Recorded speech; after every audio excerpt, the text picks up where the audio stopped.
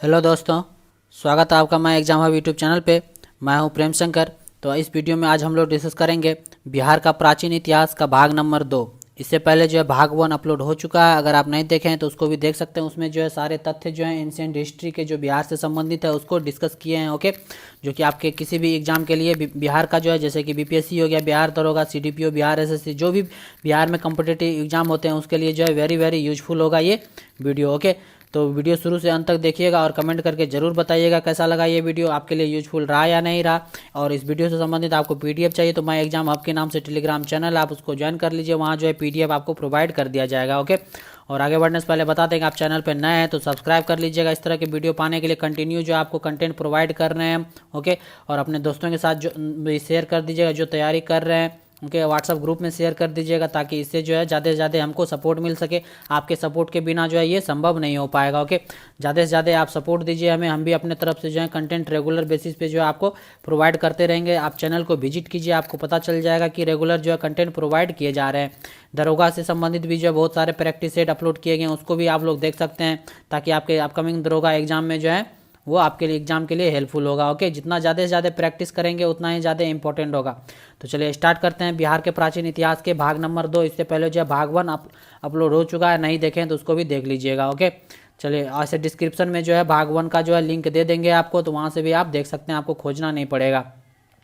चलिए देखते हैं कौन कौन से इंपॉर्टेंट है इसमें फैक्ट। पिछले वीडियो में डिस्कस किए थे मौर्य वंश से पहले तक के। ओके, और इस वीडियो में डिस्कस करेंगे मौर्य वंश के बाद जो है और कौन कौन से राजवंश रहे थे उसके बारे में सारे तथ्य जो हैं डिस्कस करेंगे। सबसे पहले मौर्य वंश डिस्कस करेंगे जो कि 321 ईसा पूर्व से 184 ईसा पूर्व तक रहा।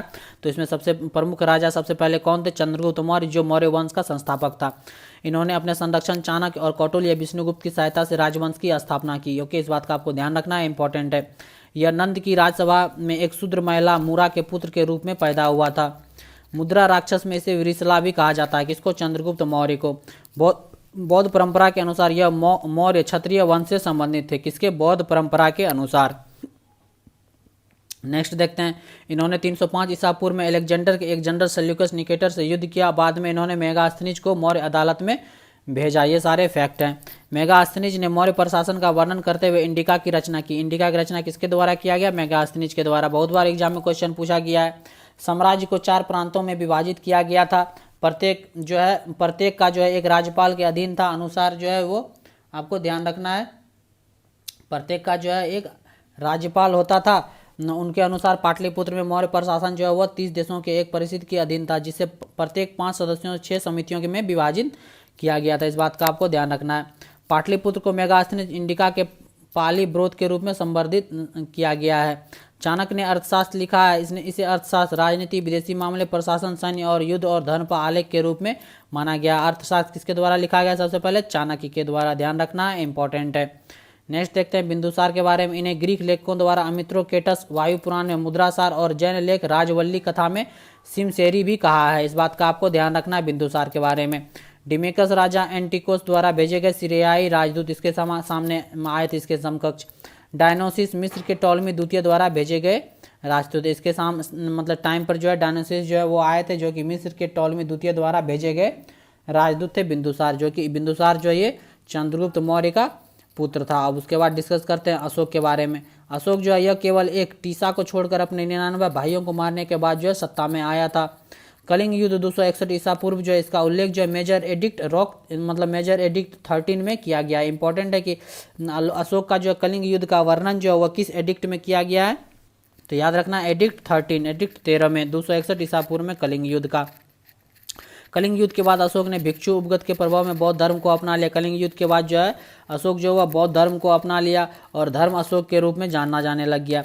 भब्रू अभिलेख, इसमें अशोक को मगध के राजा के रूप में दर्शाया गया। इंपॉर्टेंट है कि पूछ लिया जाएगा ऑब्जेक्टिव एग्जाम में, अशोक को जो है मगध के राजा के रूप में जो है किस अभिलेख में दर्शाया गया? तो आपको याद रखना है भाब्रू अभिलेख, इंपॉर्टेंट है भाब्रू अभिलेख।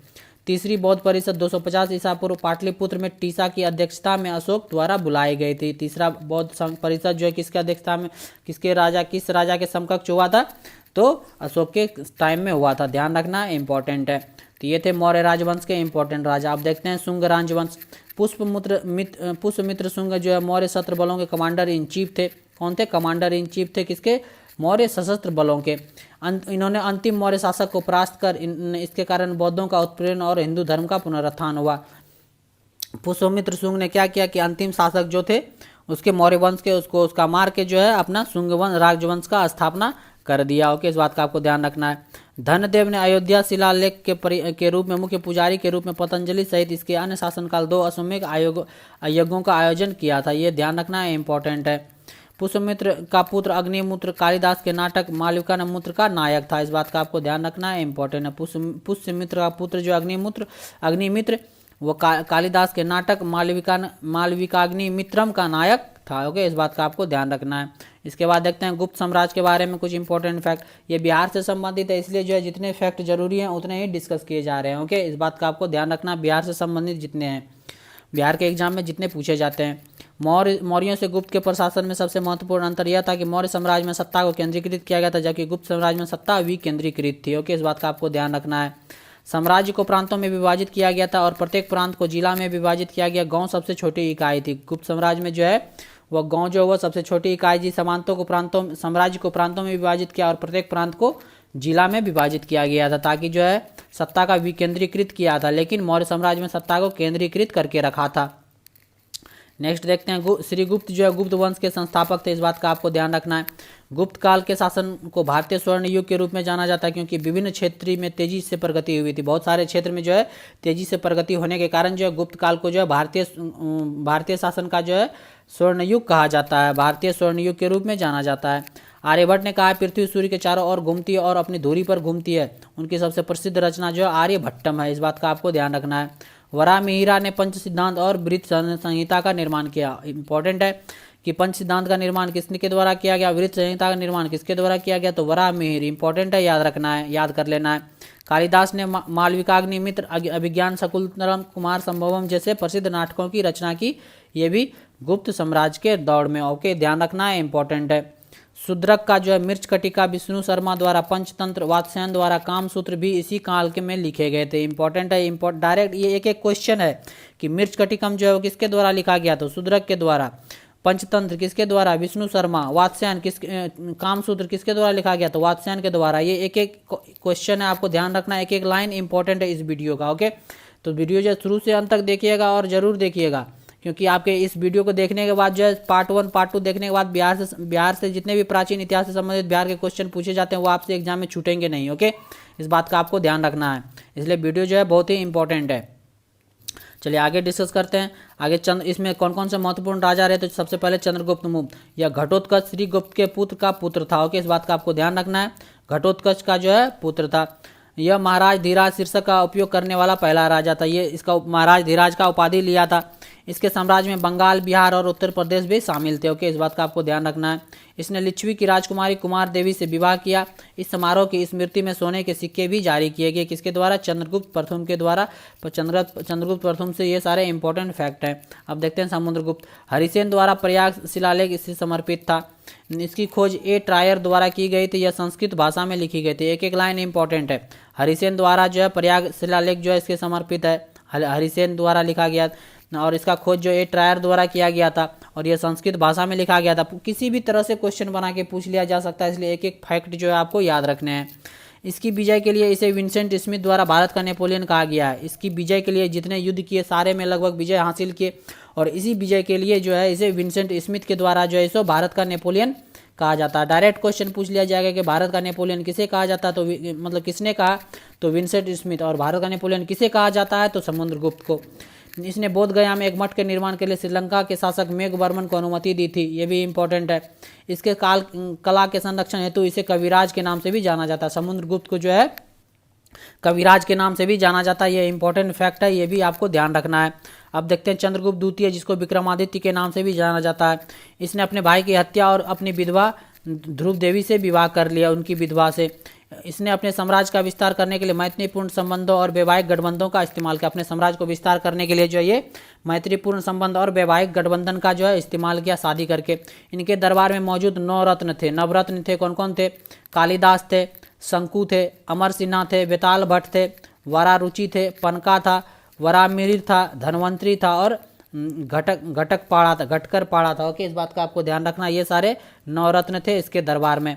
इंपॉर्टेंट है, आगे डिस्कस करते हैं। एक चीनी यात्री फायान जो इसके शासनकाल के दौरान जो है घूमने आया था।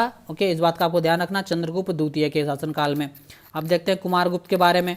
इसने जो है नालंदा विश्वविद्यालय की स्थापना की, जो कि शिक्षण का केंद्र बन गया। नालंदा विश्वविद्यालय जो है वो एक इम्पोर्टेंट जो है शिक्षण का केंद्र बन गया। इसने महेंद्र आदित्य के नाम से भी जाना जाता है। इसको एक टाइटल दिया गया था किसका, महेंद्र आदित्य का। ओके, इस बात का आपको ध्यान रखना है, इंपॉर्टेंट है। नेक्स्ट देखते हैं स्कंदगुप्त। स्कंदगुप्त जो है जूनागढ़ शिलालेख, इनके गवर्नर ने सुदर्शन झील की बहाली की थी। यह मूल रूप से मौर्यों द्वारा निर्मित किया गया था। जूनागढ़ अभिलेख में जो है स्कंदगुप्त का जो है वर्णन मिलता है और इनके गवर्नर के द्वारा जो है सुदर्शन झील का जो है वो तैयारी किया गया था, जीर्णोद्धार किया गया था, जो कि मूल रूप से मौर्य के द्वारा निर्मित किया गया था। वह अंतिम महान शासक था और इसके बाद जो है साम्राज्य का विघटन होना शुरू हो गया। स्कंदगुप्त जो वो अंतिम महान शासक था किसका, गुप्त साम्राज्य का, और इसके बाद जो है साम्राज्य का विघटन जो है वह धीरे धीरे शुरू हो गया। विष्णुगुप्त जो है ये अंतिम शासक था। स्कंदगुप्त के बाद जो है विष्णुगुप्त जो है ये इसका अंतिम शासक था किसका, मौर्य साम्राज्य मतलब गुप्त साम्राज्य का। ओके, इस बात का आपको ध्यान रखना है। इंपॉर्टेंट सारे फैक्ट थे गुप्त साम्राज्य से, एक एक लाइन इंपॉर्टेंट है, कहीं से भी क्वेश्चन बन सकता है। ओके, इस बात का आपको ध्यान रखना है। इसलिए वीडियो जो है शुरू से अंत तक देखना है, 1 से 2 बार देखना है, रिवाइज करना है बार बार, ताकि जो है जीके जीएस जितना बार बार रिवाइज करेंगे उतना आप धीरे धीरे बेहतर होते चले जाएंगे। इसलिए क्वेश्चन जो एग्जाम में आप सही ढंग से अटेम्प्ट ले पाएंगे। अब देखते हैं पाल साम्राज्य। पाल साम्राज्य इसके बाद वे महायान एवं बौद्ध धर्म के तांत्रिक विद्यालय के अनुयायी थे। गोपाल जो इस वंश का पहला शासक था किसका, पाल साम्राज्य का। उसे लोकतांत्रिक रूप से निर्वाचित किया गया था। किसके द्वारा, लोकतांत्रिक रूप से जो है निर्वाचित किया गया था। उदंतीपुर जो कि अब बिहार शरीफ में बौद्ध महाविहार गोपाल द्वारा स्थापित किया गया था। किसके द्वारा, बौद्ध महाविहार गोपाल द्वारा स्थापित किया गया था उदंतीपुर को। धर्मपाल ने कन्नौज पर कब्जा कर लिया और उत्तर पथ स्वामी का खिताब हासिल किया। धर्मपाल जो है वो कन्नौज पर कब्जा कर लिया था। विक्रमशिला विश्वविद्यालय जो कि भागलपुर में है, धर्मपाल द्वारा स्थापित किया गया था। इंपॉर्टेंट क्वेश्चन है, वेरी वेरी इंपॉर्टेंट है। कितने बार एग्जाम में इसको पूछा गया है कि विक्रमशिला विश्वविद्यालय जो है ये किसके द्वारा स्थापित किया गया, तो धर्मपाल के द्वारा। और कहाँ पे है ये, भागलपुर में है। इस बात का आपको ध्यान रखना इंपॉर्टेंट है। इन्होंने कई मंदिरों का निर्माण किया, जिनमें सबसे महत्वपूर्ण कोणार्क के सूर्य मंदिर हैं। ओके, इस बात का आपको ध्यान रखना है, इंपॉर्टेंट है। तो ये सारे इंपॉर्टेंट फैक्ट थे बिहार के प्राचीन इतिहास के भाग। तो उम्मीद करते हैं ये दोनों वीडियो देखने के बाद जो है जितने भी प्राचीन इतिहास से क्वेश्चन पूछे जाते हैं लगभग क्वेश्चन जो है 90% क्वेश्चन कवर हो जाएंगे। 100% तो कुछ भी नहीं होता है कवर, मतलब कि 90% तो 80 से 90% क्वेश्चन जो है जरूर आपका कवर हो जाएगा इन दोनों वीडियो के देखने के साथ ही। बिहार का प्राचीन इतिहास भाग 1 और भाग 2 शुरू से अंत तक वीडियो देखिएगा और ज़रूर बताइएगा। यदि वीडियो अच्छा लगा तो लाइक कर दीजिएगा और ज़्यादा से ज़्यादा अपने दोस्तों के साथ शेयर कर दीजिए। जो भी आपके दोस्त सब हैं अपने व्हाट्सएप ग्रुप में शेयर कर दीजिए, स्टडी वाले ग्रुप में, ताकि जो है इससे जो है ज़्यादा से ज़्यादा सब्सक्राइबर बढ़ सके और हमें इससे सपोर्ट मिल सके। ज़्यादा से ज़्यादा आप सब्सक्राइब कीजिए यदि चैनल पर नए हैं और बेल आइकन पर प्रेस कर दीजिए जो है अगले वीडियो का नोटिफिकेशन पाने के लिए। अगला वीडियो जब भी अपलोड करे तो आपको नोटिफिकेशन मिल जाए और सबसे पहले आप देख पाएँ। ओके, इस बात का आपको ध्यान रखना है। तो इसलिए ज़्यादा से ज़्यादा आप अपना सपोर्ट दीजिए ताकि जो है ज़्यादा से ज़्यादा कंटेंट जो आपको प्रोवाइड कर सके। ओके, तो देखते रहिए माय एग्जाम है YouTube channel. Thank you for watching. मिलते हैं नेक्स्ट वीडियो में।